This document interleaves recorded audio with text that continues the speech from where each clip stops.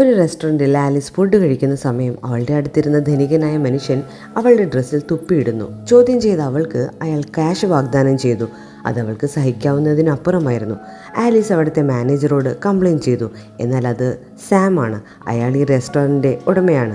അയാൾ പറഞ്ഞു, ഇവിടെ ഉള്ളതെല്ലാം എനിക്ക് സ്വന്തമാണ്, നീ ഇവിടെ നിന്ന് ഇറങ്ങിപ്പോകൂ എന്ന് പറയുന്നു. ഇതെല്ലാം നശിക്കാൻ ഒരു സെക്കൻഡ് മതിയെന്ന് ഓർത്തു എന്ന് പറഞ്ഞ് അവൾ അവിടുന്ന് ഇറങ്ങാൻ തുടങ്ങവേ ആലീസ് കുഴഞ്ഞു വീഴുന്നു. സാം ആലീസിനെ ഹോസ്പിറ്റലിൽ എത്തിച്ചു.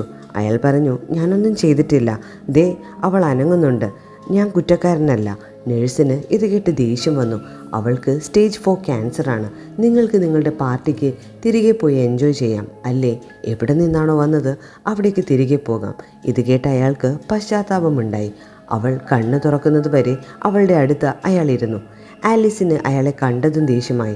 സാം അവളോട് സോറി പറഞ്ഞു. പക്ഷേ ഒരിക്കലും അയാളോട് ക്ഷമിക്കില്ലെന്ന് അവൾ തീർത്തു പറഞ്ഞു.